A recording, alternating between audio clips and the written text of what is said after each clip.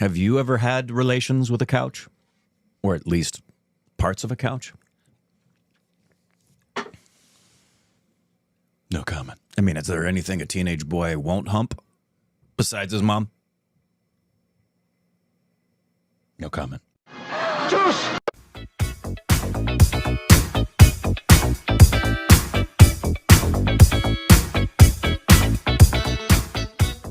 Hey, welcome back to our Stupid Rex. I'm Corbin. I'm Rick. You can follow us on Instagram, Twitter for more juicy content. Thank you to every sports on Patreon. Follow us on Twitter account. Subscribe, like button. Let's couch that idea.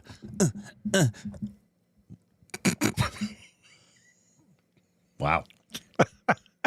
So this is a Big difference between doing it on a couch versus doing it with a couch. Am I right? prove it. Today we got a video. This is a video that came out about 11 days ago, and it's from a channel called AV TV, and it's like a almost a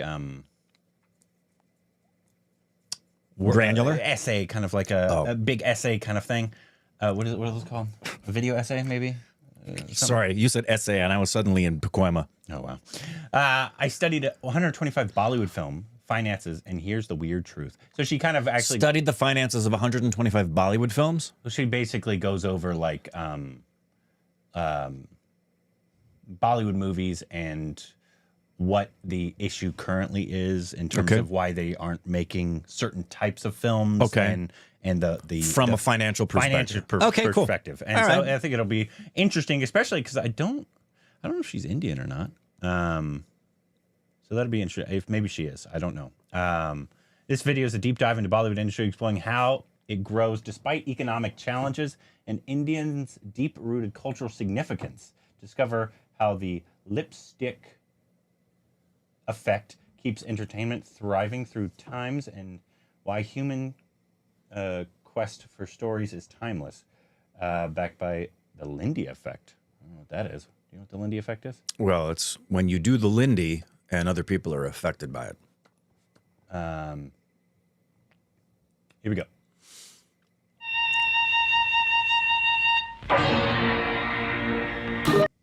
Wow. I thought there'd be more information, particularly about the finances, but I could see her point. And I don't disagree. मेरा नाम मत लो। Okay, calm down.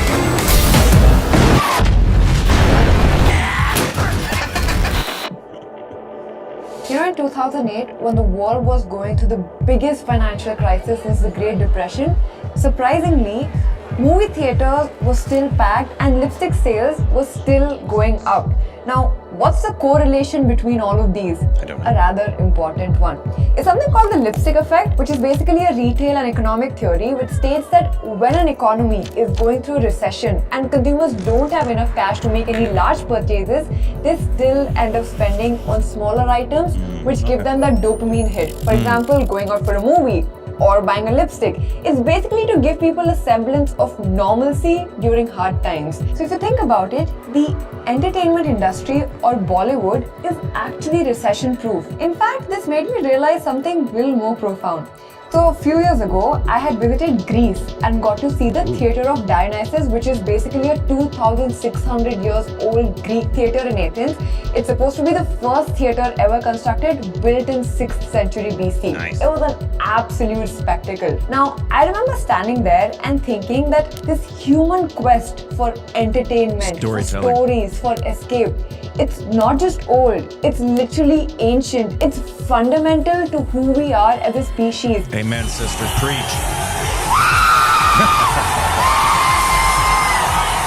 And you know, when something has existed for so long, chances are it's going to stick around. There's actually a name for this as well. It's called the Lindy effect. It's the idea that the longer something non-perishable has been around, the longer it's likely to be around in the future. So books, technologies, ideas, and yes, forms of entertainment. Now this led me to my second thesis around Bollywood, that an industry which solves such an innate human desire, I don't think is going to perish anytime soon. But then what is all this speculation about it losing relevance? Because we all have to agree that there has definitely been a massive shift in the industry post-pandemic. So as always, I decided to dig deep to really understand what's going on here. More than the rise of South Indian cinema, OTT, democratization of content, that is, anyone and everybody can become a content creator now and entertain you, I feel like there's a fundamental problem with Bollywood unit economics which isn't making sense anymore. The value chain of the business is broken. So I looked at all the financials of the recent movies and I was like, we need to show you guys this. So here I am. Okay, here's a little experiment. I'm going to show you guys the budgets of all the recent films and I want you guys to predict how much they actually made on the box office. Any guesses? Not a lot. As you can see, And the I won't be numbers, able to think about lot this of converting flops lately. But this is not even the interesting part. What actually caught my attention was these massive budgets. That's when I started questioning, is this how much it costs to create a movie? I mean, does it truly cost 700 crores to create a movie like this? When this film, by the way, which won the Oscars for its visual effects, was created with just 135 crores. Yeah, Godzilla -1, great film. See, at some point, even at EOS, we would like to create films for you guys, which we can actually put out on YouTube. So I wanted to understand the whole business model further, so I dug deeper to learn about how movies are funded, how they make revenue, and how it's actually evolved through the years. So you see, most people think that a producer invests his money in films, but unless it's a big production company like Dharma or Yash Raj, most producers get money for their film from banks, financial institutions, or corporate entities. But I also found out something very intriguing here. You know, the biggest source of funding for Bollywood films before the 2000s was actually the underworld. Let's go back in time a little. So before 2001, Bollywood did not have the status of an industry. So this lack of recognition meant filmmakers and producers could not secure loans from banks or financial institutions. So as a result of this, many of them turned to the underworld for funding. Now this illicit connection provided the necessary capital to produce films, but also brought a host of problems, including the influence of criminal elements in the industry. You know, back then they could not raise ticket prices even if the film had a huge star. Special permission from the charity commissioner was required, and even then the theatre owners had to pay 50% of the ticket price as the entertainment tax. But in 2001, Bollywood finally received industry status and everything changed. Out went the underworld and in came the corporates. In 2001? This entry of corporates literally transformed the industry by bringing in professional management, structured financing and marketing strategies. This era saw the introduction of new revenue streams such as satellite rights and multiplexes, which basically diversified income sources beyond just box office collections. As of today, here are all the revenue streams for a Bollywood film. Yeah, there's a lot. Music rights is a big one.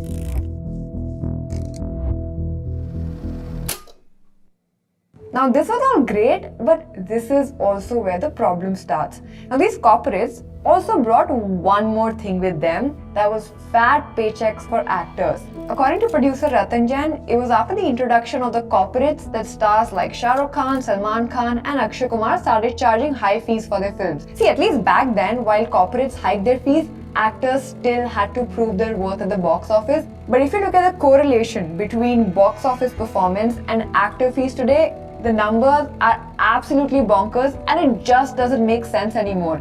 Let me give you some examples. Let's look at Akshay Kumar and Tiger Shroff's Bade Miyan Chote Miyan, a movie that was so bad that it not only got thrashed by the audience and the critics, but was also a big financial disaster. And while the producer lost most of the money, the film's leading stars took home a combined of 140 crores as fees. This is literally 40% of the film's budget. Even the leading actors of Fighter, the second highest grossing Bollywood film this year, got a combined of 120 crores, which is again about 48% of the film's budget. Honestly, the examples are endless. Even a small film like Merry Christmas had the bulk of its budget going to actors as fees. The film itself did not even manage to recover the actors' fees, but this trend has become so big in Bollywood that producers are literally not able to make films now. And this is what I meant when I said that the unit economics of Bollywood just don't make sense anymore. Karan Johar even went so far as to say this in an interview. Those movie stars that are asking for 35 crores are opening to 3.5 crores. How is that math working? I guess when and if we actually end up making a film, you guys will end up seeing our faces only, because these actor fees is not making any sense to me. Putting the masterclass link in description. See you there. Now I also wanted to understand this further, that what is actually causing this? Do these actors just quote these random numbers and the producers have no choice but to pay? Because this is literally putting a whole industry in jeopardy. So We actually found 3 main culprits that I'll break down for you. First, let's look at the OTT platforms. So you see the impact of Netflix, Amazon Prime and other OTT platforms on reducing footfalls in theatres has become a common debate across the world. We ourselves talked about it in our previous video on Bollywood. In fact, according to a recent survey by Ormax, even though footfalls in theatres have increased from last year, they are still below the pre-pandemic levels. Now, even though OTTs have impacted theatre footfalls, like we said earlier, they also opened up a new revenue stream for producers, or should I rather call it a shield, especially for the big budget mediocre films. Why do I say this? Take a look at this. See, for a big budget Hindi film, which basically means a film with a budget of 200 crores, the OTT platforms pay 100 crores. That's literally half of the film budget.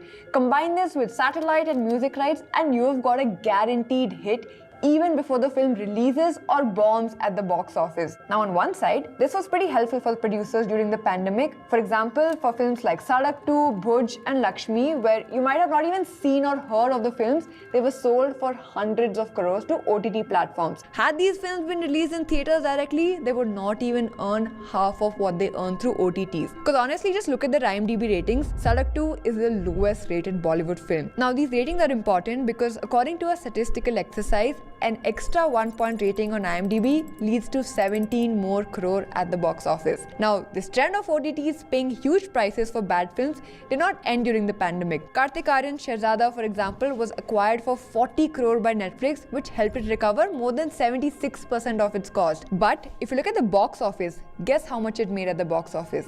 Just 32 crores. If you compare this to the original movie, which it was a remake of, had earned 280 crores. Now you see, because OTTs kept paying big amounts even for bad films, the producers kept giving in to actors' demands for higher pay. I was reading a book, Bollywood Box Office and Beyond, The Evolving Business of Indian Cinema, by this author and film journalist called Lata Jha, where she mentioned that if the Bollywood business really wants to create value addition for everybody, the demand and supply side needs to be fenced off from each other. Basically, financial dealings of producers needs to be separated from the demand for high-cost stars. We really need more good talent in Bollywood instead of depending on the same A-listers who charge these exorbitant amounts again and again, and more investment needs to go into production quality, things that actually improve the quality of films if we want any value addition. But I feel like the pressure on these production houses and studios to provide a hit is so much that they're also trapped. And as we read more into it, we realized that they themselves are making the problem worse through all sorts of shady practices. One which we found was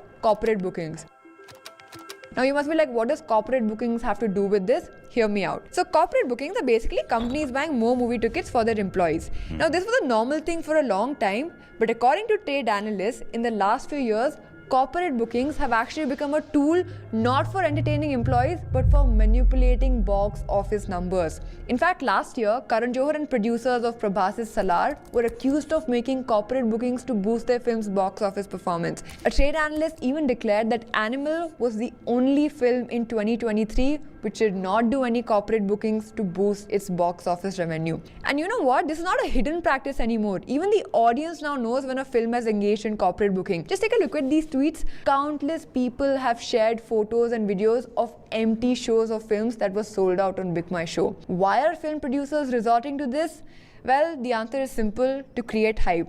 You see, if the opening day collections of a film are high, it creates a perception that the film is good and people are going to theaters to watch the film. And this benefits both the producers and the actors. You see, big box office collections help a producer sell his or her film to streaming platforms for a high price. The actor, on the other hand, can show that he or she is a bankable star and can continue to demand that high fees for their next film, saying, see, I sold out seats, hence pay me XYZ amount. Now, it doesn't end here. There's one more final culprit behind actors inflating their prices. That's paid reviews and social media influencers.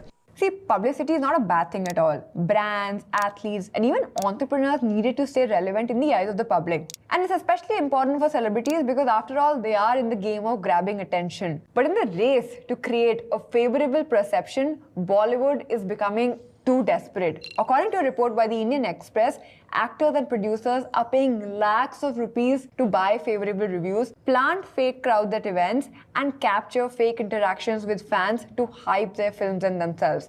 And this is not something new. 2 years ago, in an interview with film critic Anupama Chopra, Karan Johar said that the actors were using fake PR-generated hype to increase their fees as well. In fact, in an article this year, Anupama Chopra also addressed this problem further. She mentioned that by resorting to such practices, Bollywood is literally pushing itself into a credibility crisis which will impact its storytelling and creativity in the long run. Which is apparent now because instead of creating better movies, Bollywood is literally spending on everything else. See, if you think about it, at the root of it all, good movies essentially stem from good stories, good script. So if there was some substantial investment going there, In the we writers, might actually have been able to see good box office hits. But you know what I found? That leave investment, most of the writers who are supposed to be writing these scripts are not even getting paid or not even getting any credit for the work that they do in films. The screenwriter who spoke to Indian Express said that she was not given her full salary for a film she wrote, while the costume designer got paid 16 lakhs just for a day's work. Why is there so much discrepancy? Well, the answer is sketchy contracts. According to a senior why you need member a of the union. Screenwriters Association, Correct. producers don't pay writers for reworking drafts and reserve If you had- the right if you to had credit unions for writers your their artists, a work lot of this themselves. stuff would Some stop. contracts even ban the writers from approaching the union even if they have a dispute with the producers. Many writers have often come out and asked for a change in this. Last year, the Screenwriters Association said that they are working on a proposal to get writers a minimum of 12 lakh, but so far, no change has taken place. Now, if you think about it, the writers who are actually the creators of the film are not getting any fair incentives. How will they tell fresh and better stories? There's literally no creativity in Bollywood anymore. If something works, it's repeated again and again and again. Karan Johar and Nawazuddin Siddiqui very rightly said this in an interview as well. तो जैसे बड़ी film hit हो जाती है बहुत बड़ी, तो कम से कम 5 साल तक बड़ी फिल्में बनाएंगे लोग, वो सारी फ्लॉप होती हैं. See, as we can see, there are a lot of issues, lot of things that need to be solved, but I don't think this means that Bollywood will die. What it does mean though is that Bollywood as an industry needs to adapt, and the answer lies here itself, not in the West, not in Hollywood. You know, this year when a lot of big budgeted movie fails, small movies which no one expected to do well turned out to be surprise hits. A common pattern among all these films was that neither were they remakes nor were they marketed like crazy. One of the biggest lessons comes from Malayalam cinema. Some of my favorite films that I've truly enjoyed this year have been Malayalam. A common denominator among all of them was impeccable storytelling. You know, in terms of box office as well, Malayalam films have crossed over 700 crores at the box office so far, which is a lot more than what Malayalam cinema earned last year. Most of these films also had way less budget than some of the Bollywood films, proving that good storytelling does not require big stars and budgets. Now, to conclude, whether Bollywood will learn from success of Malayalam films or small films, only the future will tell. But filmmaking, all in all, is a tricky process, and with the audience being so heterogeneous in India, it's going to be a tough problem to crack. Not impossible though. I think everybody has to play a part, from producers, the pricey actors, and even us as an audience. And that is all for today's video. My name is Achina Maya. Please don't forget to hit the subscribe button. See you in the next video. Very, Nice. very informative. A lot of points I've heard before about what other people have said about certain issues with specifically. It's not just them, but I hear it a lot about the Hindi industry specifically. Is a lot of the stuff they've mentioned of really high prices compared to the budget, and I would love to know the correlation between Hollywood and like. It used to be a big thing, like in the early 2000s, Tom Cruise, Will Smith, Johnny Depp were all making 20 mil. But I think the budgets of those were at least 200 to 300 million. Yeah. And so that was not taking up 40%. Right. And I bet a lot of times, a lot of those were on the end. On the back end. Because that's where a lot of them will make their money. Right. So I can't imagine, when Johnny was making 20 mil of a film for Pirates, I imagine those films costed at least $200 to $300 million. Yeah, and I heard, for example, RDJ's compensation package is approximately $80 million with some percentage of back end.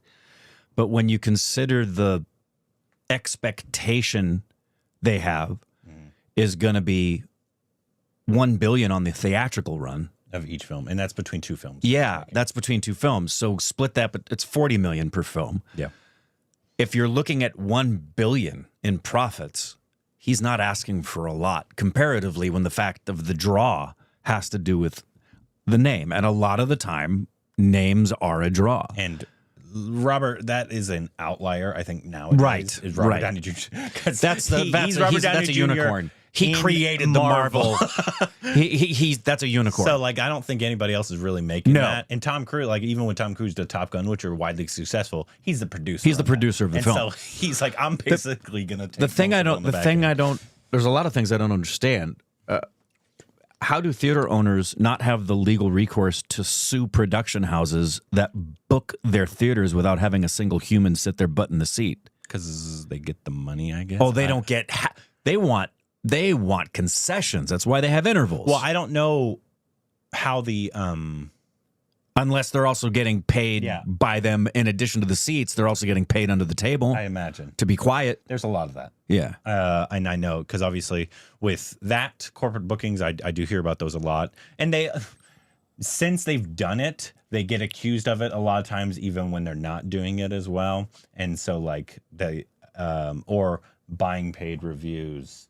So you'll pay somebody to give you a positive review. I hate that. Yeah. If you're paying people to review your film, or if you're accepting payment, shame on you for not giving a crap about art and only caring about being a lying sack of crap. Yeah. I mean that from the bottom of my heart.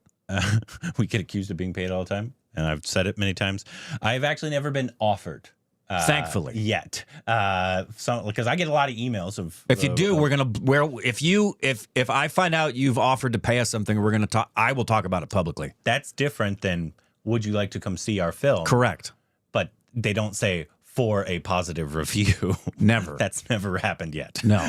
And it's why maybe it's just for Indian reviewers Well, that they know that will do and it. it's why we get. I mean, we don't talk about it. I've gotten many, as of you, personal messages from filmmakers who, when we give a good review, thank us because they know we're only saying it because we mean it. Yeah. And then there's one other. Well, it's obvious. You got to pay. You got to have good writers. Oh yeah, that's first and foremost. It's storytelling. And you can tell it from this year, actually, end of last year to this year with 12 Fail, did very, very well, and Beloved, and Lapata Ladies. Which, Great stories. great stories, very small budget with a great story, and made its money back, I think, by a lot. The first thing you need above all else, because she said it at the beginning. I mean, one of the oldest, if not the oldest, archaeological findings is Prostitution. that's it. Is a artifact. It has to do with Osiris, and it's a passion play. It's one of the oldest things ever found in antiquity, archaeologically, and it's a play. It's a story. Theater is storytelling, whether it's a movie theater or a live theater. It's storytelling at its core, so you need storytellers. The first person in line is the writer. Oh, yeah. You don't have stories unless someone writes it. The next person in line For film. for all, I think for both live theater and for film, are the people who will inhabit the characters of that story. That's the actors. Well, for film, I think it would be the directors. No, because the director won't have a film without actors. But I'm talking. They have the film, control. Yeah, film specifically. At theater, 100%. You're right. Even though they're all important, I'm not saying the actors aren't important, but in film specifically, it's such a director's medium. I It think is. They have the he would be- control. in my opinion, the writers, followed by the director, then everybody else. When it comes to power structure, I agree. But when it comes to creative output, I disagree. Yeah, okay. Because I disagree. a good director can't make a bad actor good, and a good director can't have a film without actors, period. It's why when we went on strike, the industry shut down. You don't have a movie without actors. So, But I think who's a director going to direct without actors? well, that's because we have a union. And No, I know, but that's my point. A very important factor in this Yeah. is also unions. So you need are absolutely writers, fantastic. actors, directors, and crew. And they're all important. They all play a part. And at the end of the day, you can't make it without any of them. But first in line, you should be having good storytellers writing good stories rather than rehashing old ones or literally copying frame for frame other films. Yeah. I think the remakes is definitely a big issue for the Hindi industry right now because they've done it for so long. Well, and they're not paying writers to do their jobs. It was such a thing for so long that worked for them for many years of like, oh, nobody in the Hindi industry saw this South film because OTTs weren't a thing. Right. And so they just remade it. And obviously other industries have done that as well. But obviously Bollywood being the big giant, right, it's going to get the most critique. And they're still doing it a lot. Something that comes to mind for me, which is why, if you haven't seen it and why so many people jumped on the bandwagon that I thought was ridiculous. One of the reasons Lal Singh Chadha works is not because it's a remake, and that's what people were thinking. It's just a rehash. Atul wrote a pretty amazing script when you consider the fact he took an iconic, definitively American film, made it Indian, and made it an Indian film. The amount of changes, and he did it in 2 weeks. It was the writing. Yep. So yeah, and that, I mean, there are people in the positions of power who can make these changes. The other thing that really concerns me, I don't know if it was 2001, but I have heard through various sundry murmurings in different places. Murmurings, huh? Yeah, of the mob being connected to filmmaking still. Still. Yeah, maybe it's very possible. Yeah, not in its totality, but to a dimension that should cause people concern. Yeah. At certain levels. Yeah. At certain levels. You never want that. No.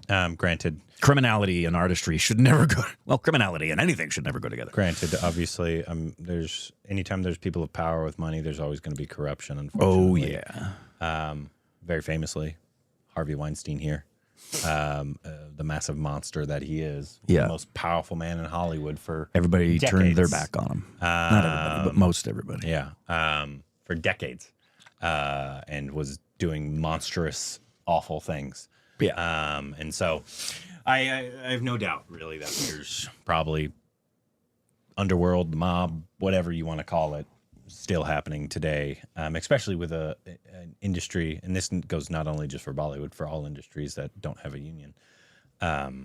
Awful stuff happening with that kind of stuff. Well, you're right. It's wherever there's power, whenever there's money, it's going to attract not nice entities. Yeah. That's going to happen. Especially when there's not rules around all of that. Here, too. Yeah. Oh, Hollywood's not exempt. Oh, no, not at all.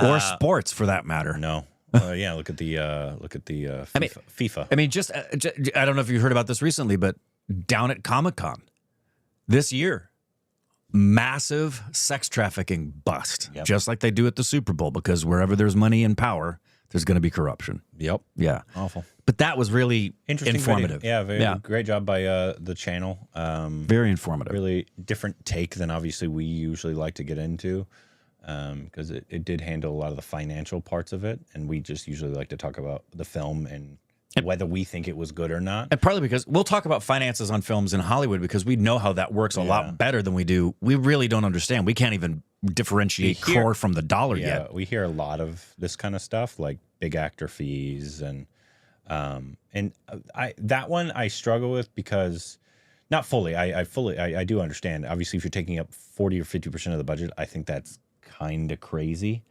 Because as opposed to like here, like what I said, if Johnny back in the day made $20 million on a $300 million, that was because the draw he brought, and it's taking up what, I don't know what the percentage of 20 mil of 300 million is, but it's not anywhere near 40%. Oh no, of the budget. No.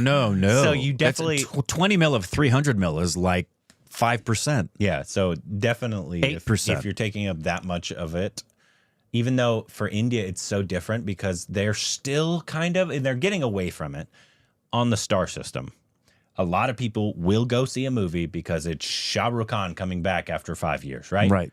And they won't care about story. That's one of the reasons I don't like the deification of a celebrity is because everybody will say it's a great film just because they're in it, and no one will think about story. Yeah. Granted, if that's the story, it's trying like in Rajnikant's film, like the ones that we enjoy. If they're basically the point of them is to celebrate this person. Still, the rest of it, I agree with. I'm not saying I disagree. Yeah. But the fact that India is on still a star system, not as much as they used to be.